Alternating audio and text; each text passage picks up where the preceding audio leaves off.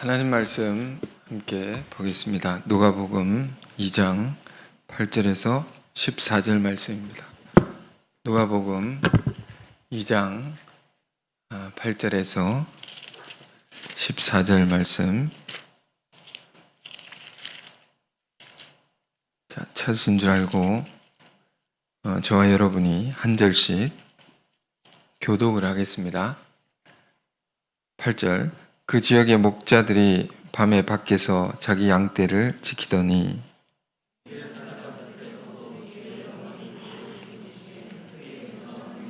천사가 이르되 무서워하지 말라. 보라, 내가 온 백성에게 미칠 큰 기쁨의 좋은 소식을 너희에게 전하노라.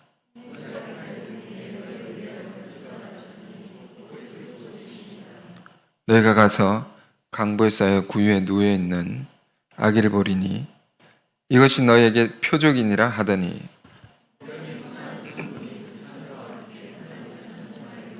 자, 함께 읽겠습니다. 지극히 높은 곳에서는 하나님께 영광이요 땅에서는 하나님이 기뻐하신 사람들 중에 평화로다 하니라. 아멘. 14절을 요절 삼아서 하나님 말씀 묵상하겠습니다. 성탄절을 한 주 앞두고 있습니다. 성탄의 의미를 이번 주간은 더욱 깊이 묵상하는 주간이 되기를 바랍니다. 본문 누가복음을 읽었는데요. 예수님이 탄생하신 이야기가 이제 기록되어 있죠. 하나님의 아들이 어떻게 이 땅에 오셨는가? 우리가 잘 아는 이야기입니다. 로마의 황제가 유대 지방을 통치하던 시대, 그런 시대에 예수님의 어머니 마리아가 만삭인 몸으로 이동을 해야 했죠. 왜? 호적을 하기 위해서, 이걸 등록하기 위해서. 그래서 고향으로 가던 길에 묵을 숙소가 없어서 마국간에 묵게 됐는데 거기서 출산을 하게 된 것입니다. 요즘같이 굉장히 추운 날이었을 텐데 마국간, 그러니까 가축이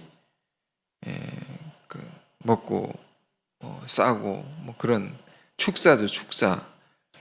그런 곳에서 출산을 해야 된다. 참 상상할 수 없는 일이죠. 요즘에도. 근데 거기서 출산을 했는데 출산 아기를 둘 곳이 없는 것입니다. 그래서 구유라고 합니다. 말의 밥그릇에 아기를 놓았다. 이런 이야기가 본문 앞에 기록이 되어 있는 것입니다. 7절까지. 우리 늘 듣고 읽는 말씀이지만 사실 매우 충격적인 이야기죠. 뭐가 충격입니까? 하나님의 아들이, 신의 아들이 이렇게 태어나셨다. 하나님의 아들이 이렇게 이 땅에 오셨다는 것입니다. 우리는 이제 성경을 읽을 때 성경을 기록한 사람의 의도가 있다는 것을 생각해야 합니다.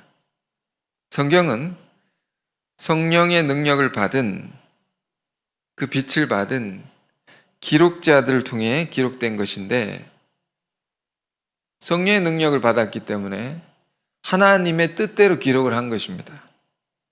그 뜻이 무언가, 이걸 우리가 발견해야 되는 거죠. 성경을 읽을 때. 오늘 본문의 기록을 통해서 그 뜻이 뭘까요? 하나님께서 우리가 이것을 읽으면서 우리가 진정으로 깨닫기를 바라는 것이 있다 말입니다. 그걸 우리가 정말 깨달아야 되는 것이죠. 그럼 오늘 그런 시간이 되기를 원합니다. 성탄이 가까우면 우리가 꼭 봐야 될, 읽어야 될 여러 말씀들이 있는데 그 중에 예수님의 탄생에 관한 기록들을 우리가 이제 보게 되지 않습니까? 4개의 복음서에 있는데 마태복음, 지난 수요일에 마태복음 1장을 봤으면 예수님의 족보에 관해서 그 안에 담겨 있는 의미를 일부 묵상을 했고요. 마태복음 2장에 예수님의 탄생 기사가 또 기록되어 있죠. 그 마태복음에서는 예수님의 탄생, 그 성탄의 의미를 뭐라고 말했는가? 간단히 말하면 왕을 잃어버린 유대인들에게 새로운 왕이 나셨도다. 왕으로 오신 그리스도, 새 왕으로 오신 그리스도를 얘기한 것입니다. 마가복음에는 어떨까요? 마가복음에는 탄생 기사가 없습니다. 없습니다. 최초로 쓰여진 이 복음서인데 없는 것입니다. 그걸 보고 다른 복음서의 기자가 그 다음 이렇게 쓰게 된 것인데 아마 없는 걸 보고 뒤에 쓴 사람이 넣은 것 같습니다. 왜 이 중요한 것을 왜 안 넣었는가 하면서요. 제 생각입니다. 요한복음은 어떻게 예수님의 탄생의 의미를 기록해 넣었습니까? 주님의 나심은 그것은 변하지 않는 세상 가운데에 변하지 않는 진리가 있는데 그 진리의 본체로서 그리스도께서 오셨다. 그 진리로서 오신 그리스도를 증거한 것이죠. 예수님은 변하지 않는 진리 그 자체이시다. 그래서 우리 사순절에 묵상한 말씀 중에 내가 곧 길이요 진리요 생명이니 나로 말미암지 않고는 아버지께로 올 자가 없느니라. 예수님을 통해서 우리가 하나님께 갈 수 있다. 예수님을 통해서 우리가 천국에 들어갈 수 있다. 왜? 예수님 진리이시기 때문에. 그래서 너무 깊고 소중한 그 성탄의 의미를 우리는 복음서를 통해서 하나하나 묵상할 수 있습니다. 오늘 누가복음에서는 예수님의 탄생 기사, 성탄의 의미를 어떻게 증거해 놓았는가? 말구유 예수죠. 말구유에 오신 예수다 말입니다. 하나님의 아들이 짐승의 밥 그릇에 누이셨다. 이건 뭘 우리에게 얘기해 주는 것일까요? 말할 수 없이 비천한 출생을 얘기하는 것입니다. 온 인류를 구원할 자가 이렇게 오셨다라는 거죠. 그럼 우리는 생각해야 됩니다. 왜 이렇게 오셨을까? 이걸 묵상해야 되는 거죠. 여러분 요즘 날씨가 이제 굉장히 춥지 않습니까? 여러분 이 추운 겨울을 어떻게 나고 계십니까? 사도 바울은 그의 제자 디모데에게 그가 훗날에 감옥에 갇혀 있는 상황에 디모데에게 부탁을 합니다. 야, 가서 마가를 데려오라. 그리고 마가를 데려올 때 겉옷과 그리고 가죽 종이에 쓴 것을 같이 가지고 오너라. 이렇게 부탁을 합니다. 그 추운 겨울, 감옥에서 추운 겨울 난다고 해보십시오. 그런데 그 감옥에서 추운 겨울 날 때 사도 바울은 세 가지로 겨울을 났다는 겁니다. 겉옷, 추우니까 당연히 입어야 되겠죠. 그리고 가죽 종이에 쓴 것, 그게 성경입니다. 하나님 말씀 써놓은 거. 그것을 가지고 겨울을 난다는 것입니다. 말씀을 깊이 묵상하는 일이 중요하죠. 또 하나가 마가를 데려오라고. 이전에 어떠한 사정으로 인해서 멀어진 그를 데리고 와서 화해하고 풀어내고 엉킨 것을 풀어내고 이것은 영혼에 대한 사랑입니다. 그러니까 말씀을 묵상하는 것과 영혼에 대한 사랑을 가지고 여러분도 이 추운 겨울을 나시길 바랍니다. 어제 지난 한 주간에 우리 이제 전도자들이 눈발이 흩날리는 가운데 막 전도를 하는데, 제가 참 감사하고 기뻤던 것은 힘들게 하지 않고 굉장히 기쁘게 전도하는 모습에 감사했습니다. 그래서 전도는 기쁘게 하는 것이죠. 기쁘게 할 수 있는 겁니다. 그 추운데도 그렇게 하니까 참 아름다워 보였습니다. 네, 그뿐만 아니라 여러분 이렇게 하나님 말씀을 하나하나 이제 묵상해 보는 그런 시간을 아무리 바쁘더라도 그런 시간을 한번 가져보십시오. 여러분의 그 책장이나 여러분의 컴퓨터 안에 담겨 있는 데이터베이스에 담겨 있는 쌓여져 있는 거들떠 보지 않았던 하나님의 말씀을 다시 끄집어내서 묵상하는 그런 은혜 받는 시간 갖길 바랍니다. 자, 그래서 이제 누가복음을 묵상하는데요. 이 기록은 굉장히 깊은 뜻이 담겨 있습니다. 7절까지는 예수님이 말 구유에 누워서 이렇게 탄생하는 장면. 그리고 오늘은 8절부터 읽었는데요.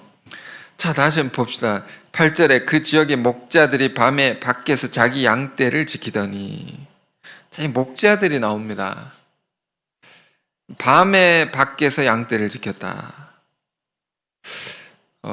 매우 분위기가 전원적인, 목가적인 그런 분위기를 우리가 느낄 수 있죠. 굉장히 아름다운 그림이 그려지는데, 근데 그 추운 밤에 양떼를 지킨다는 게 뭐를 의미할까요? 아주 비천한 사람들이다라는 겁니다. 추운 밤에 우린 나가지 않지 않습니까?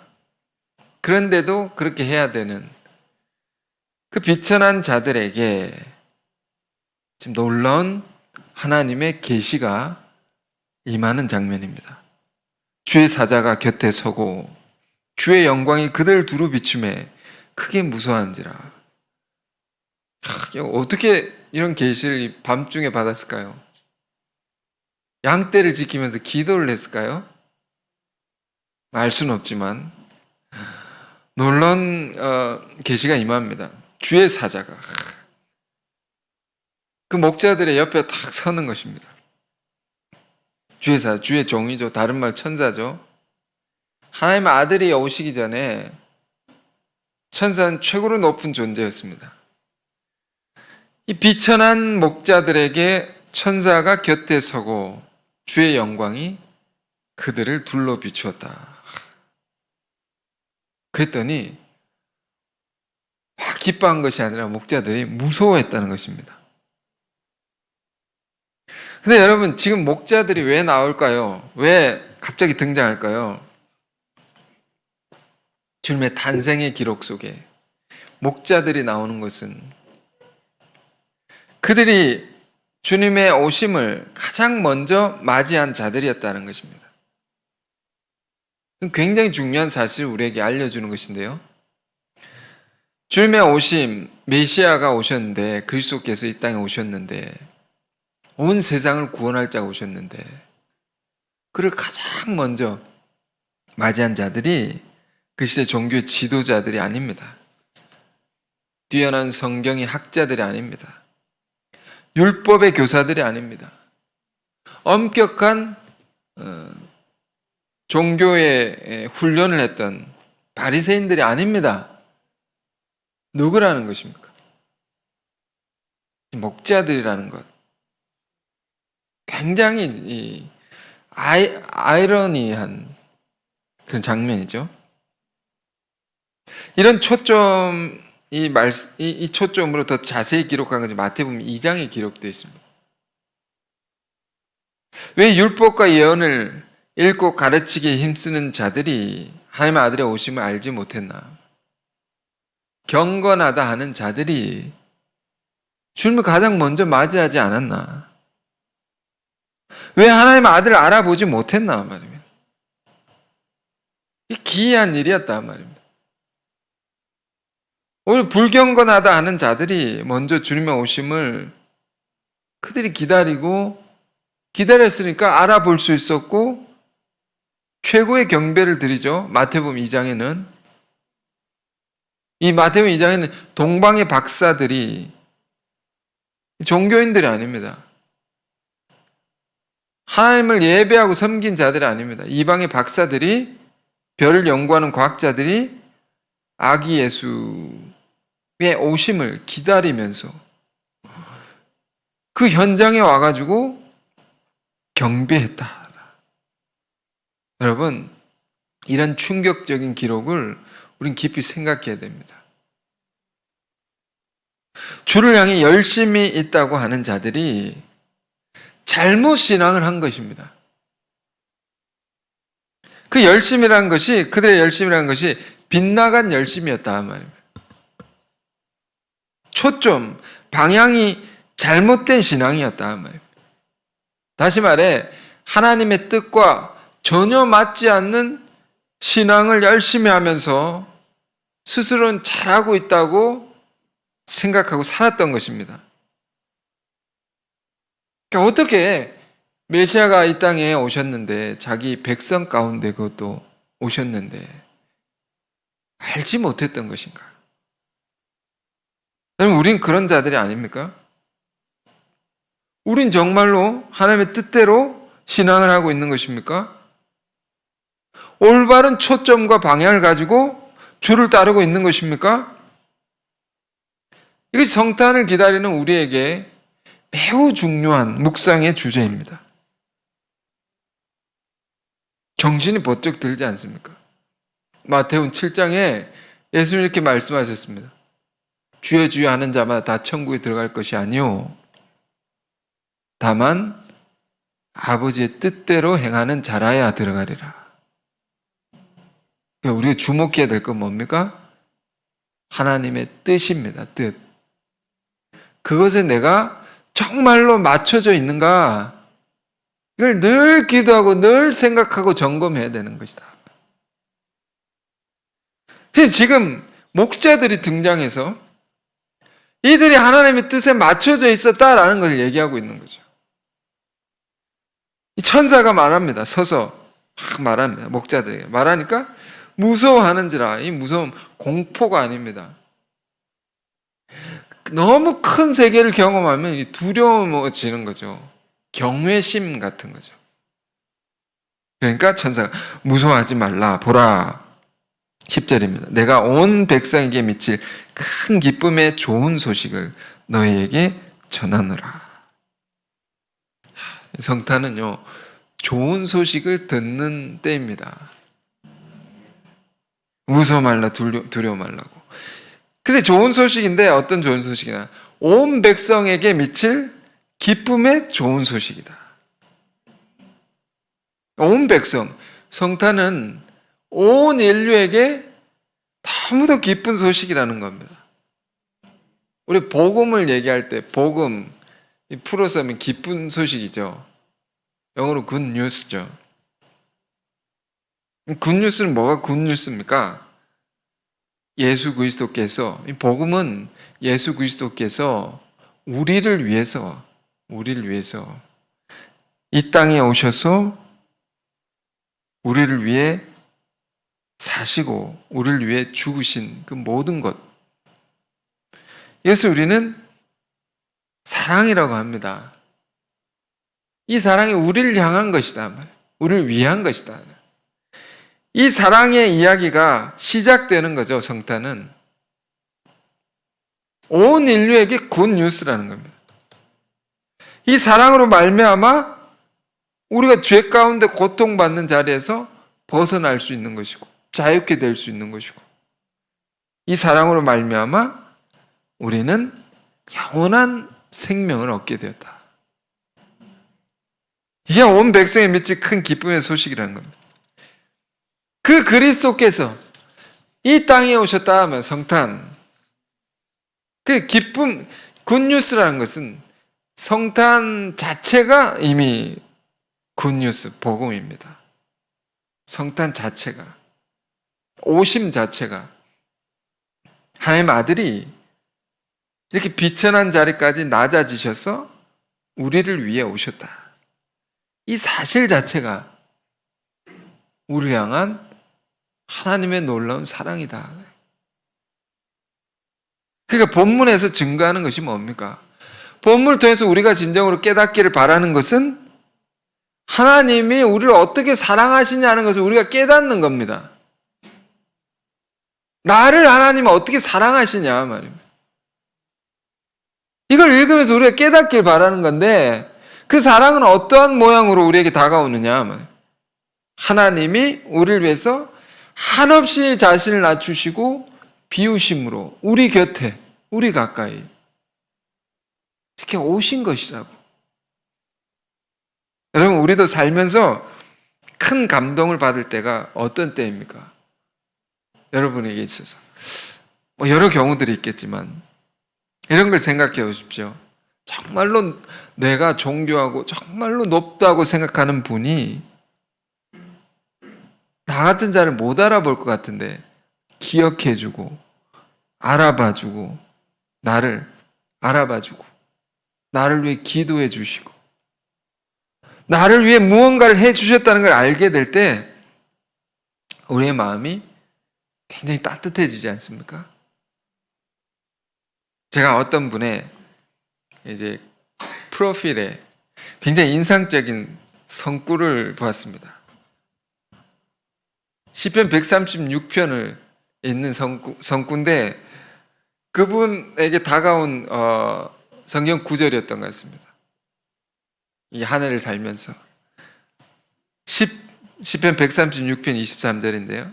우리를 비천한 가운데서도 기억해 주신 이에게 감사하라. 그 인자하심이 영원함이로다. 굉장히 마음에 다가왔습니다. 비천한 가운데도 기억해 주셨구나. 이게 너무 감사한 것이구나. 이것이 본문의 목자들이 그들이 느끼게 된 정서가 아닐까요? 나같이 비천한 자에게 어떻게 이 놀라운 소식을 알려주시다니요. 나같이 비천한 자들에게 주님의 오심을 제일 먼저 목격할 수 있게 되다니요. 10절에 이렇게 되어 있습니다. 천사에 대해 무서워 말라. 그래서 보라 내가 온 세상 백성에 미칠 큰 기쁨의 좋은 소식 너희에게 전한다. 너에게 먼저 알려준다. 목자들에게. 오늘 다윗의 동네에 너희를 위하여 구주가 나셨으니 곧 그리스도 주시니라. 여러분 이 말 주목하시면 너희를 위하여 그러니까 우리를 위한 것이다 말입니다. 어떤 분이 얘기하시더라고요. 사람이 자기와 관계되어 있으면 아무리 크고 놀라운 일이 있어도 아 그랬구나 그랬군요 이렇게 넘어간다는 겁니다. 나랑 관계가 있어야 된다는 겁니다. 지금 천사가 말하는 것입니다. 너희를 위하여 더 직접적으로 너를 위하여 구주가 나셨다 말이에요. 응? 얼마나 놀랐을까요? 목자들이 얼마나 가슴이 떨렸을까요? 왜? 그 오랜 세월 자기 백성들이 수많은 선지자를 통해서 예언자를 통해서 예언했던 메시아가 그토록 간절히 기다렸던 메시아가 오셨다 말이에요. 별로 떨리지 않습니까? 근데 그분이 어떻게 오셨느냐라는 걸 지금 얘기를 하는 거죠. 12절에 너희가 가서 지금 천사의 말입니다. 이 천사의 말을 목자가 듣고 있습니다. 너희가 가서 강보에 쌓여 구유에 누워 있는 아기를 보리니 이것이 너에게 표적이라 하더라. 강보에 그러니까 아기를 싸는 거 아시죠? 포대기 한국말로 포대기에 쌓여 말밥통에 누워있는 아기를 네가 볼 것이다. 그게 너에게 보여주는 표적이라고. 좀 이상한 표적이죠? 이 표적은 영어로 사인입니다. 사인. 사인이라는 것은 그걸 보고 깨달아야 되는 겁니다. 그 보고 그냥 그런 거구나. 아기가 누워있구나. 마음껏 추운 데 있구나 하고 지나가 버리면 아무 그에게 유익이 없습니다. 사인은 깨달아야 되는 겁니다. 하나님이 어떻게 우리에게 자신을 드러내시는지 우리가 하나님을 어떻게 만날 수 있는지, 그것에 담겨져 있는 의미는 무엇인지 우리가 보고 깨달아야 된다는 말이에요. 사인이라는 것은 알아볼 수 있는 사람에게만 보이는 겁니다. 14절에도 이렇게 되어 있습니다. 하나님이 기뻐하신 사람들 중에 평화로다. 그러니까 그 사람들에게만 평화가 온단 말입니다. 그 사람들에게만 열려지는 세계다 말입니다. 그 일상적으로 평범하게 본 사람은 아무리 봐도 모르는 겁니다. 깨어 있어야 되죠, 우리가. 그 정말로 그 시대에 많은 믿는 자들이 생각했던 그리스도의 상이 있었죠. 그들이 바라는, 그들이 꿈꿔왔던, 이렇게 그리스도가 오셔야 된다라고 그들이 갖고 있었던 관념, 그게 어떤 것이었습니까? 예언서를 보면 그 두 가지 상반된 예언이 있죠. 다니엘서 7장과 미가서 5장인데요. 여러분 이거 여러 번 봤지만 또 한 번 보길 원합니다. 또 한 번 보고 또 생각하길 원합니다. 중요한 주제입니다. 다니엘서 7장 13절 14절 보겠습니다. 이 예언이 있었기 때문에 그 시대에 믿는 자들이 그리스도를 어떻게 생각했는지, 어떻게 그리고 있었는지를 우리가 알 수가 있는데요. 자, 제가 읽겠습니다. 내가 또 밤 환상 중에 보니, 다니엘의 예언입니다. 인자 같은 이가, 이 그리스도죠, 하늘 구름을 타고 와서 옛적부터 항상 계신 이에게 나아가 그 앞으로 인도되매 그에게 권세와 영광과 나라를 주고 모든 백성과 나라들과 다른 언어를 말하는 모든 자들이 그를 섬기게 하였으니, 그의 권세는 소멸되지 아니하는 영원한 권세요, 그의 나라는 멸망하지 아니할 것이니라. 예언이 막 쩌렁쩌렁 울리는 음성으로 들리지 않습니까? 그의 권세는 엄청나다 말입니다. 하늘의 구름을 타고 이 땅에 오시는 메시아다. 이 상징으로 보면 사자 같은 메시아, 너무 위엄이 있고 너무 힘이 있고, 그러니까 이런 예언이 있었으니까 하나님의 선민들이, 유대인들이 예수님이 오실 때, 그리스도가 오실 때 이런 메시아를 고대했습니다. 엄청난 힘이 있는 걸출한 위인으로서 아주 뛰어난, 범접할 수 없는 그런 출생과 그런 능력을 갖고 이게 오실 것이다. 이런 상상을 가지고 있었다면 예언이 그렇게 얘기했습니까? 근데 또 어떤 예언이 있었습니까? 미가서 5장 2절. 미가서 5장 2절. 그러면 이런 예언을 잘 봐야 됩니다.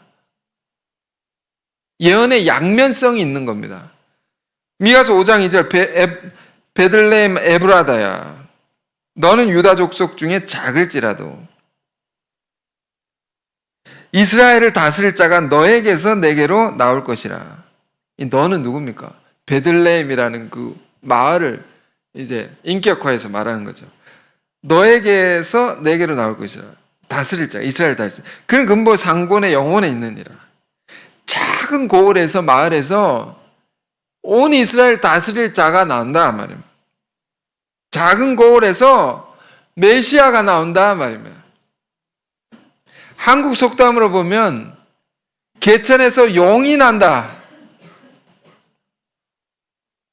근데 개천입니다. 개천. 조금만 물 흐르는데. 이걸 상징으로 보면 양 같은 아주 힘없는 그런 그리스도죠. 개천에서 나오니까요. 조금만 데서. 너무 이 예언을 읽으면 뭐가 느껴집니까? 힘이 없단 말입니다. 메시아가 너무 작고 초라한 모습의 구원자이시다. 그런데 이런 모습으로 오시는 분이 우리를 구원해 주실 수 있다고 생각하기가 쉽겠습니까? 어렵겠습니까? 어려운 겁니다, 여러분. 우리가 예수님 시대 유대인들 막 욕하고 그러지만, 욕은 안 하겠지만, 막 이렇게 어떻게 모를 수 있느냐. 막 이렇게 보지만, 그러나 어려운 것이 왜? 지금 당시 유대 지방이 로마 제국의 식민 지배를 받던 시대였습니다. 제국의 황제의 통치를 받는 그 초강대국의 왕이 무력으로 다스리는 압제를 받는 그런 상황 가운데 있었던 백성들이었다. 그런 백성들에게 이런 메시아가 와서 그들을 다 무찌르고 우리를 압제해서 구원해 주실 것이다 라고 생각하는 건 얼마나 어렵습니까? 미가서 예언. 그러니까 다니엘서 7장만 붙들고 있는 것입니다. 그래, 예수님은 어떻게 오셨는가라는 것. 다르죠? 굉장히 다르게 오셨다. 그 시대 사람들의 상상과 굉장히 다르게 오셨다 말이에요. 하나님이 이 세상을 구원하는 방식도 다른 것입니다. 이걸 우리가 깨달아야 됩니다. 우리의 상상과 전혀 다를 수 있다 말이에요. 본문 그것을 우리에게 얘기해 주고 있는 거죠. 무력으로 강력한 권세를 가지고 칼과 창으로 압제자를 무찔러내는 걸출한 지도자가 나와가지고 거기서 우리를 건져주는 게 아니다 말입니다. 그게 하나님의 구원의 방식이 아니다 말입니다. 원래 복음이란 단어는 복음이란 단어는 헬라어로 번역하면 에반겔리움입니다. 이 말은 승전보라는 뜻입니다. 승리의 소식이죠. 옛날에 도시 간에 전쟁이 있을 때 전쟁은 치열한 것이죠. 그래서 그 전쟁에서 이겼다는 소식을 전해준 사람이 있습니다. 올림픽 마라톤이 거기서 유래했다고 하지 않습니까? 그 승전보를 전해주는 자, 그 긴 거리를 말 타고 전해주고 쓰러져 죽는 그런, 거기서 유래한 올림픽의 그 경기인데, 마라톤이요. 어쨌든, 그 치열한 전쟁에서 지면 다 빼앗기는 것입니다. 그리고 비참한 노예가 되는 것입니다. 그 전쟁에서 이겼다는 소식, 이 승전보라는 것은 말할 수 없이 기쁜 것이었단 말이에요. 그 복음이 이 승전보라는 거죠. 그런데 하나님의 승리의 방식은 어떤 것이었느냐? 이 땅의 모든 악의 세력을 도말하시고 이기시는 방식이 뭐냐? 고별설교. 요한복음 16장 고별설교의 마지막에 보면 예수님이 이렇게 말씀하십니다. 세상에서는 너희가 환난을 당하나 담대하라. 내가 세상을 이기었노라. 이거 언제 주신 말씀입니까? 예수님이 비참한 십자가의 처형, 그 길을 가시기 직전에 제자들에게 마지막으로 남기신 말씀입니다. 내가 세상을 이겼다고. 뭘 이긴 것입니까? 다 빼앗기고 죽임을 당하는 것인데. 말 없이 도살장으로 끌려간 어린 양과 같이 죽음의 길을 가는 건데 뭘 이긴 것입니까? 주님은 악을 선으로 이기시고 미움을 사랑으로 이기신 것이다. 이게 승리의 방식입니다. 모든 크리스찬들은 이렇게 승리해야 되는 겁니다. 그러니까 우리가 오늘 본문을 보면서 여러 가지를 생각할 수 있지만 우리 신앙이 정말로 올바른 신앙을 하고 있는지, 정말로 하나님의 뜻대로 내가 가고 있는지 점검해 봐야 됩니다. 우리가 살아가는 방식은, 살아가는 방법도 다른 겁니다. 우리가 바라는 소망도 다른 것이고 세상과 다르단 말이에요. 우리가 정말로 중요하게 생각하는 것이 다르고 관점이 다르고.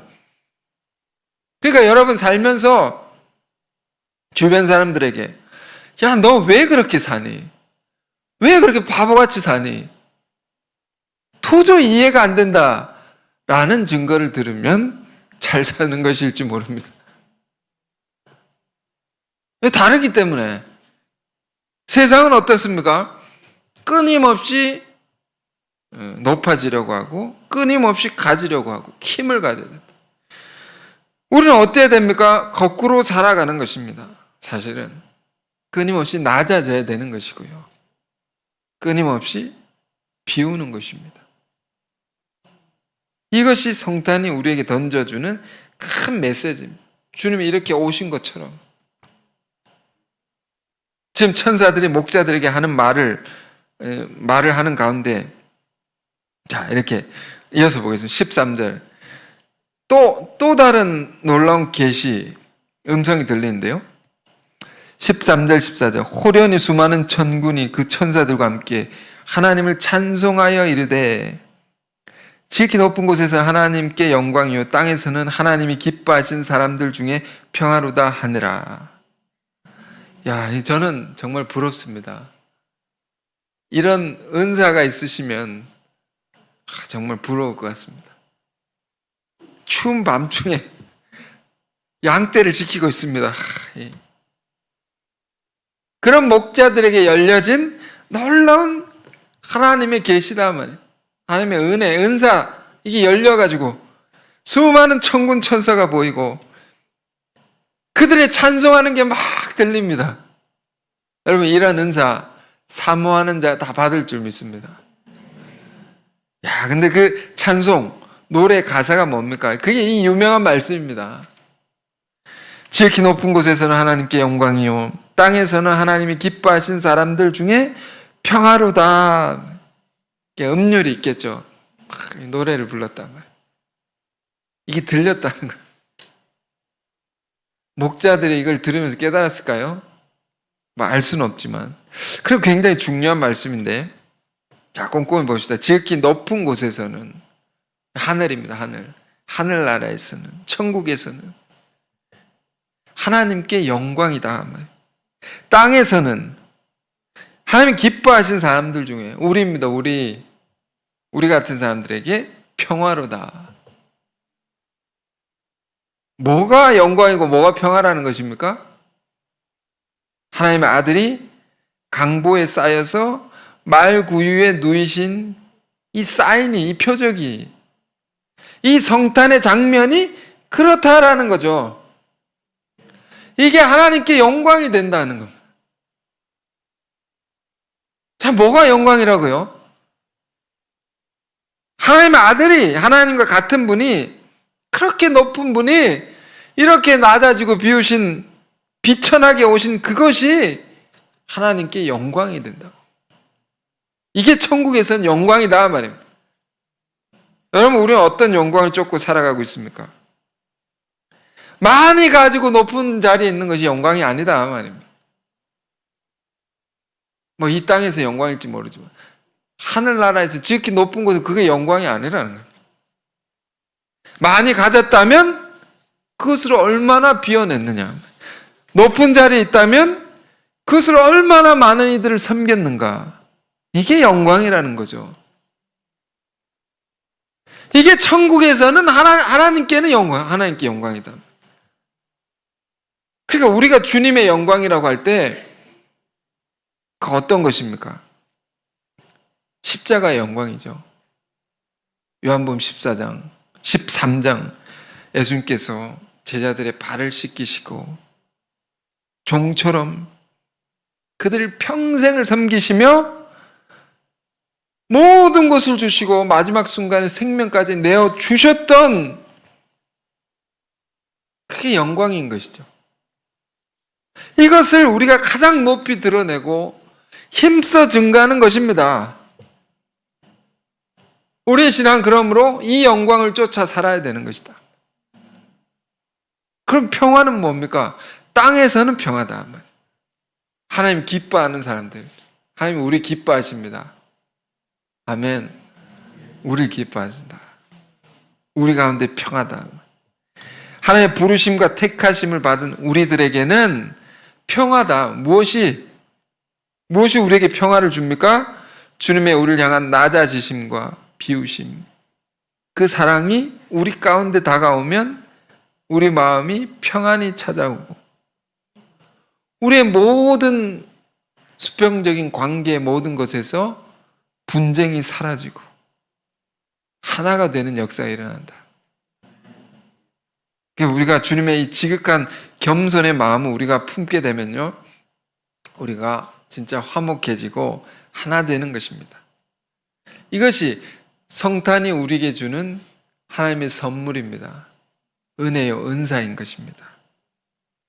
지난 수요일에도 읽었는데 오늘 본문과 관련해서 빌립보서 2장을 보겠습니다. 바울이 빌립보 교우들에게 주었던 권면의 말씀인데요, 오늘 본문과 깊은 관계가 있습니다.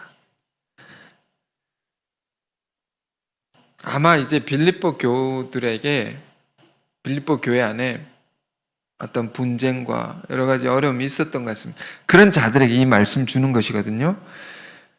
너희 안에 이 마음을 품으라. 곧 그리스도 예수의 마음이니 그런 근본 하나님의 본체이시나 하나님과 동등됨을 취할 것을 여기지 아니하시고 오히려 자기를 비워 종의 형체를 가지사 많은 사람들과 같이 되셨고 사람의 모양으로 나타나사 자기를 낮추시고 죽기까지 복종하셨으니 곧 십자가에 죽으심이라. 이러므로, 자, 이 영광입니다. 이러므로 하나님이 그를 지극히 높여 모든 이름 위에 뛰어난 이름을 주사 하늘에 있는 자들과 땅에 있는 자들과 땅 아래에 있는 자들로 모든 무릎을 예수의 이름에 꿇게 하시고 모든 입으로 예수 그리스도를 주께 시인하여 하나님 아버지께 영광을 돌리게 하셨느니라. 아멘. 이 영광입니다. 이것이 하늘에는 영광이요 땅에는 평화로다. 여러분, 이 귀한 말씀 마음에 새기고 주님의 마음을 품고 성탄을 기쁘게 맞이하는 저와 여러분 되시기 바랍니다. 기도하겠습니다. 은혜로우신 주님, 우리가 성탄을 기다리며 마을 구유에 누이신 아기 예수님을 언제나 기억하게 하옵소서. 그것은 하나님의 아들의 지극한 낮아지심이요 비우심이요 또 우리를 향한 말할 수 없는 사랑이요 온 인류에게 미칠 큰 기쁨의 좋은 소식입니다. 우리를 죄로부터 구원하기 위해 이 땅에 오신 주님을 진정으로 감사하며 우리 또한 주님처럼 겸손의 마음을 가지고 늘 낮은 곳에 있게 하시고 늘 많은 이들을 섬기는 자리에 우리가 있게 하여 주옵소서. 그리하여 주님이 받으신 영광을 우리도 받게 하시고 이 땅에 주님의 평화를 이루어가는 우리 모두가 되게 하여 주옵소서. 예수 그리스도 이름으로 기도했습니다. 아멘.